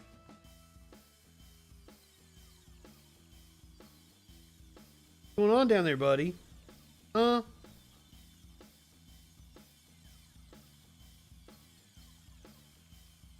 Cat vision.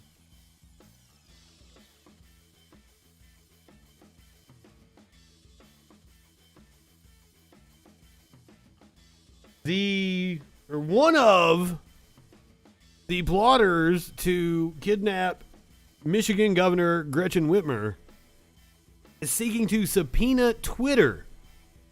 So the January 6th committee is not the only people subpoenaing shit. Am I high enough or not high enough? I don't know which it is. Shut up, buddy.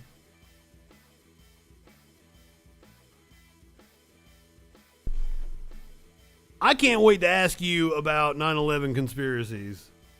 That's something to look at. It's not this Friday on the Freak Show. It's going to be next Friday.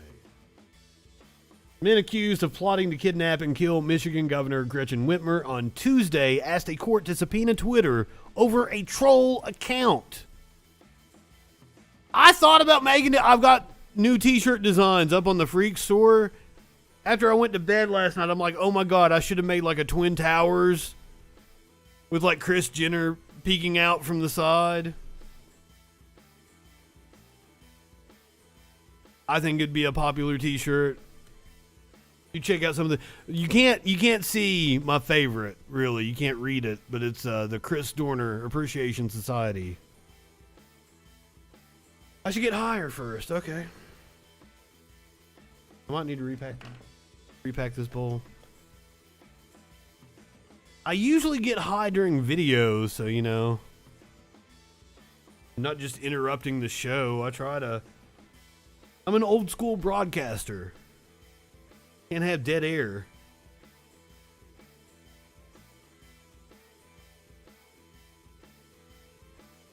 Fucking when I'm on Echoplex, producer Dave will like leave a video playing, and I'd rather like. I told him, like, just tell me to vamp. I'll talk while you're gone refilling your drink. You don't have to leave a video playing. I'll take care of it. I'll talk about something.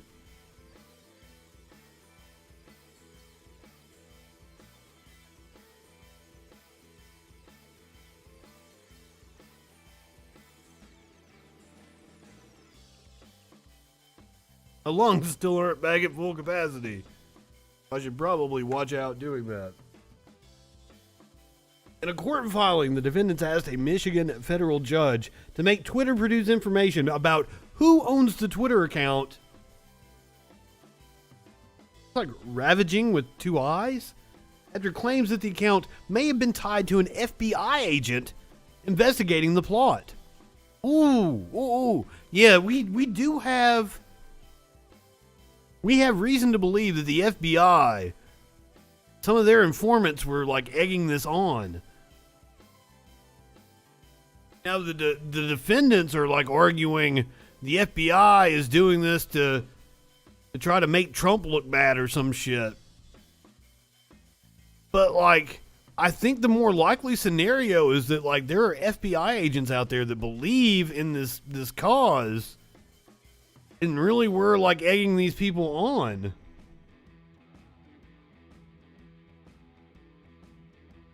There ain't gonna be no Halloween. Halloween's a hoax.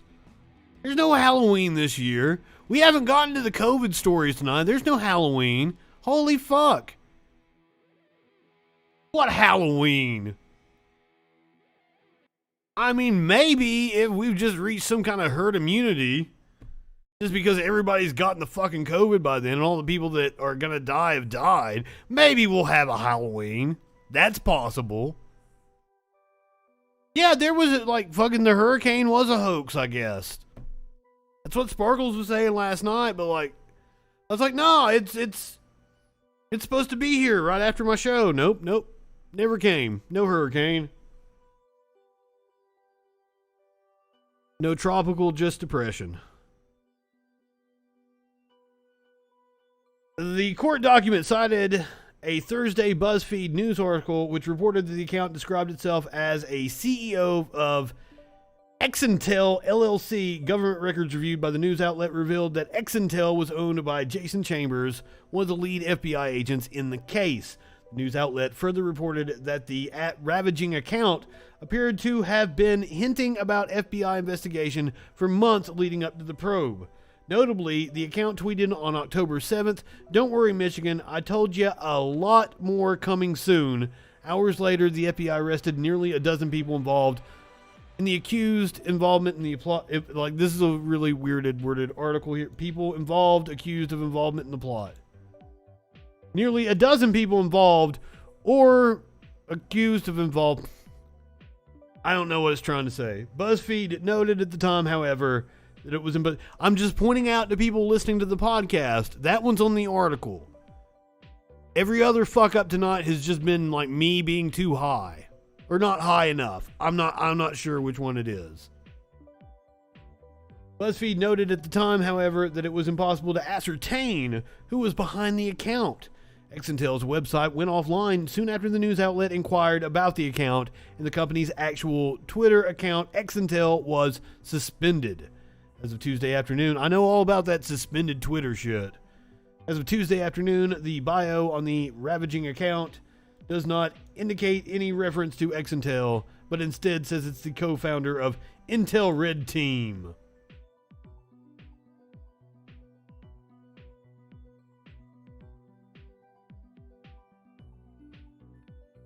My timeline is like holy water, so I don't mind the trolls, demons coming up on here.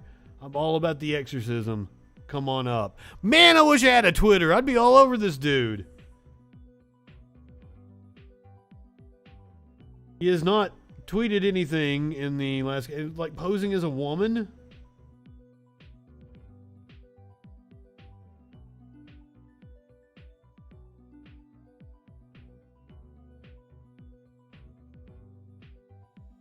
Read my tweet from January very carefully. Read it. Did I warn you? Since 2018, I had been warning that Democrats were lying and inflating the nose. White supremacists. Led by a Somalian Hamas operative, they have used that false info in their bill, HR 5602. Okay, so they're saying this is the Twitter account of an FBI agent. He's a fucking Trumpist nut job.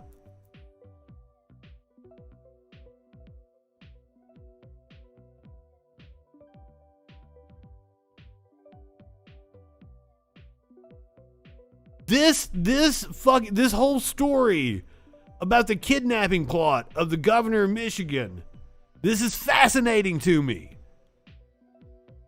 But the right-wingers are saying it's proof that the FBI is trying to frame them.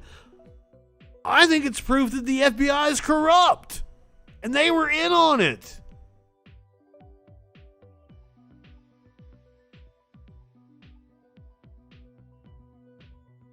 Holy shit.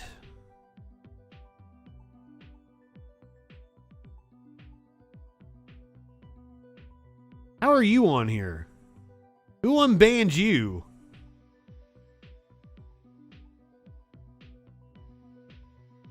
Who let you enjoy myself out?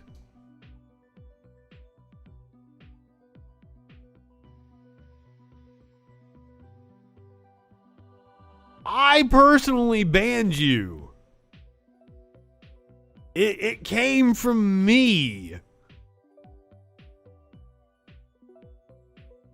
I don't think anybody should have overruled me on that one. But I trust my moderators.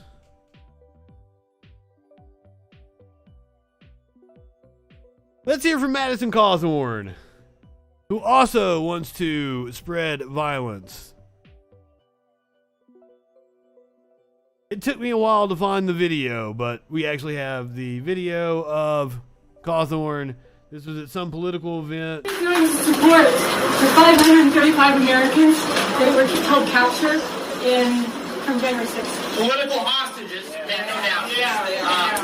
So this is something that we are trying to figure everything out about. There are some criminal activities going on when my office literally is sick.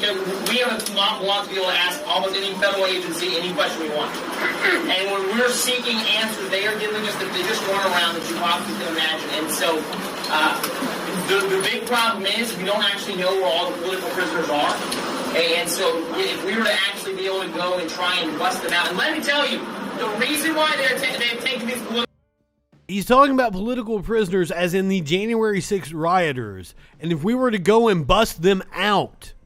prisoners, because they're trying to make an example to say, because they don't want to see the mass protests going on in Washington. They don't want to see people redressing their government for leaving 13 Marines to die in Afghanistan. When are you going to call us to Washington again?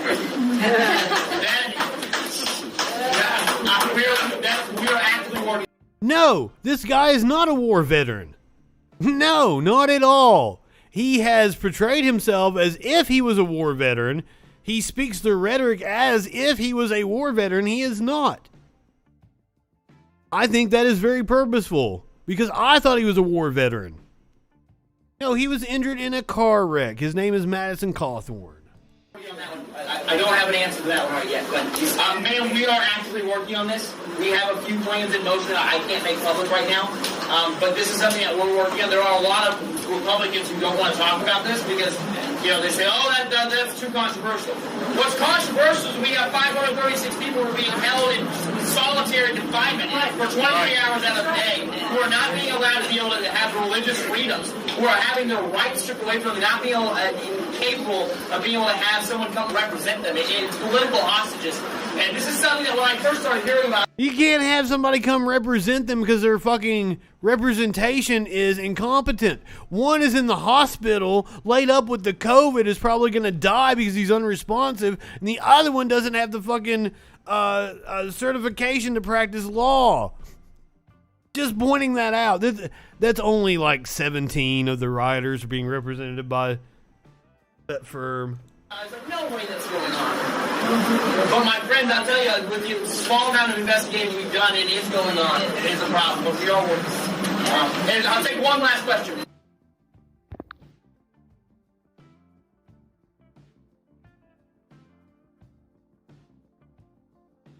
So he goes on to say, I will remove Joe Biden from office, and then when Kamala Harris inevitably screws up, we will take them down one at a time. Peddled the election conspiracy.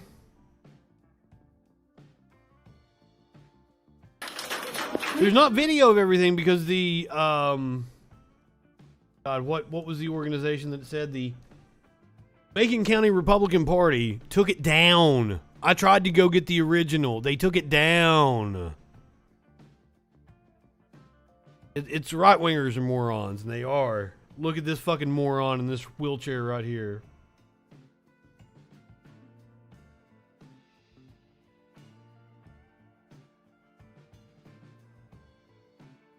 Once again, inciting violence from his supporters.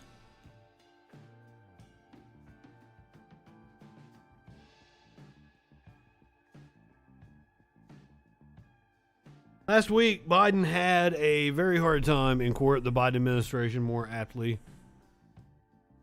Federal judge throws out Trump administration rule allowing the draining and filling of streams, marshes, and wetlands. A win for us all.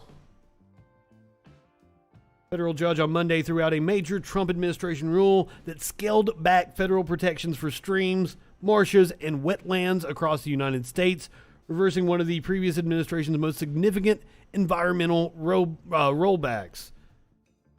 U.S. District Judge wrote that Trump officials committed serious errors while writing the regulation finalized last year, and that leaving it in place could lead to serious environmental harm. A number of businesses and farm groups had supported the push to replace Obama-era standards with the navigable waters protection rule on the grounds that states were better positioned to regulate many waterways and that the previous protections were too restrictive. Rivers in this country used to catch fire. I don't give a shit that business interests think the rules are too restrictive. Business interests should probably think the rules are too restrictive.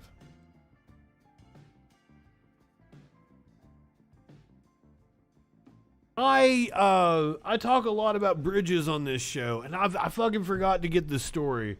But there's actually like a river system, the locks on rivers. One of the things that the flooding off of Ida has done is exposed how horrible the lock system is in a lot of our rivers. Once again, going back to the infrastructure that we desperately need to update.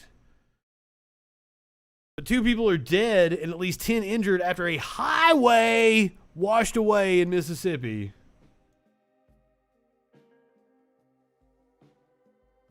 From WLOX.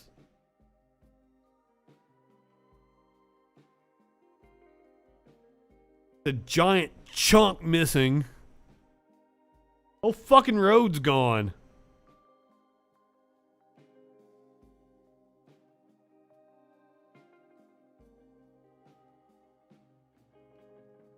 You see this shit all over the fucking country. Tennessee, Kentucky, West Virginia, North Carolina, all getting hit hard. I mean, you could put up a ramp if you wanted to, right?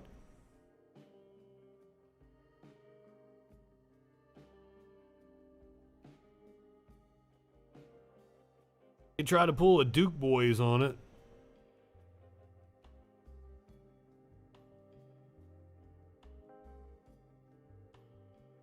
Also, coming off of the fucking hurricane, we have a man is missing after an alligator attack during the hurricane.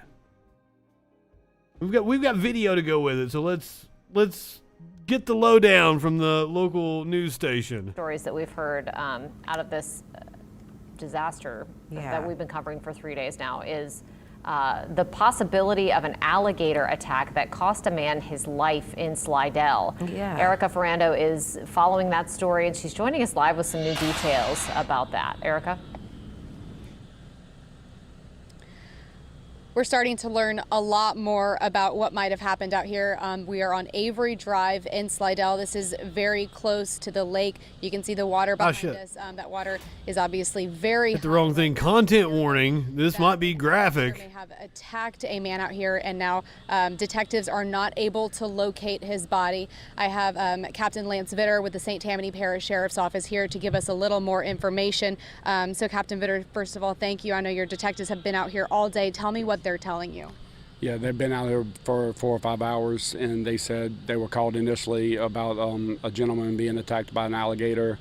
They get out here and learn that there was no body, but they could see signs of blood, that somebody was attacked.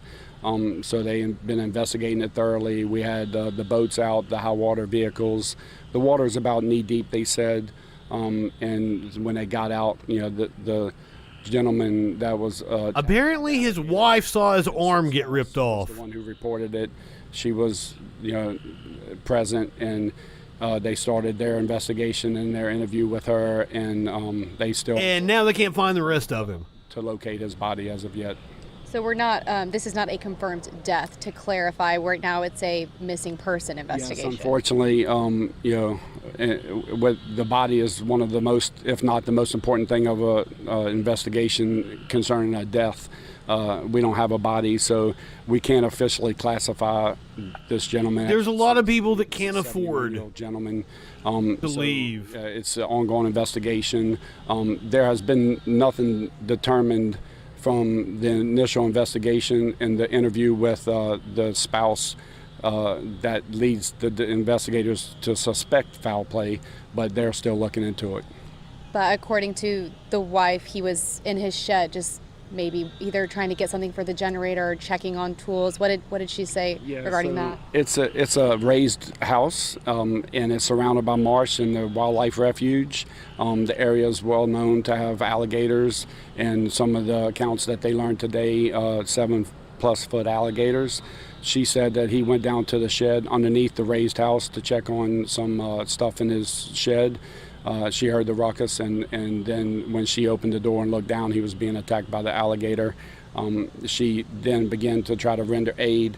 When she realized the severity of the injury, she came up here. As you can see, the water, she got a boat of her own, or had a boat, came up here with a neighbor, called us, which cell phone coverage at the time had not came back into service, so it was very hard for her to contact us initially. I mean, I can't imagine being in an emergency situation like that. We know 911 was out for a while today, and cell phone service. What do alligators eat? Do they eat people? Made that call, and y'all responded. Yes, and like the investigators said, she's been very cooperative. Is a gator gonna go off with a body and chomp on it? Where all of us are struggling to get through post. Do they eat like small animals and birds and shit? Loved one's always a tragedy, but in this manner, it's even unthinkable, and our hearts and prayers go out to the family.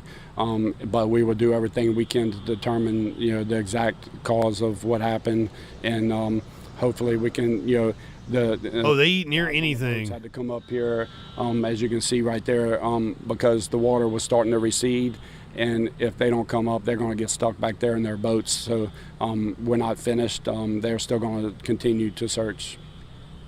They'll let it age and soften up. Oh shit! Our hearts go out to her. Gators talking to each other like, I got this delicacy over here softening up. With any family, is she I can eat it in a couple days.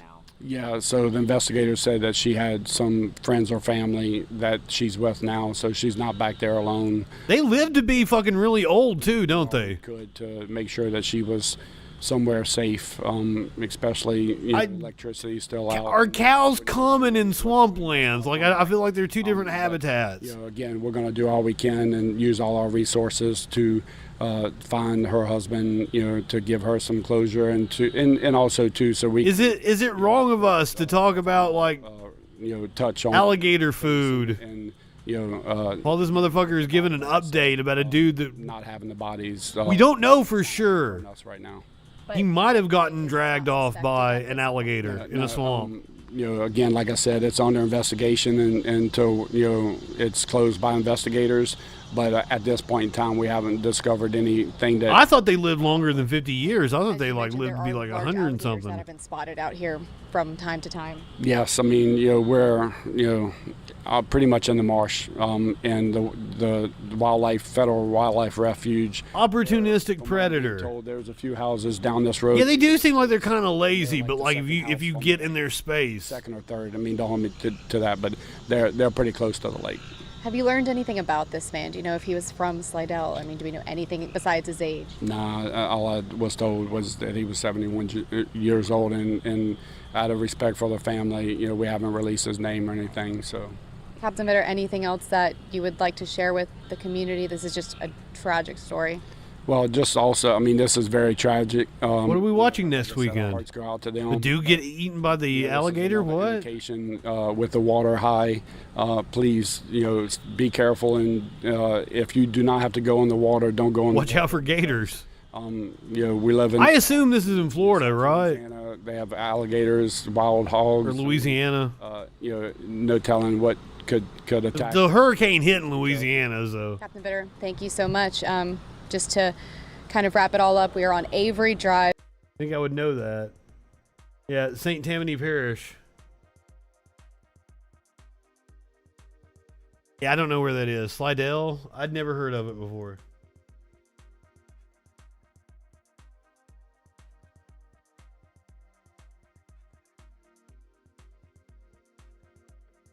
This is a resort in Lake Tahoe, California that has had to be evacuated using their fucking snow blowers to try to fight off the flames.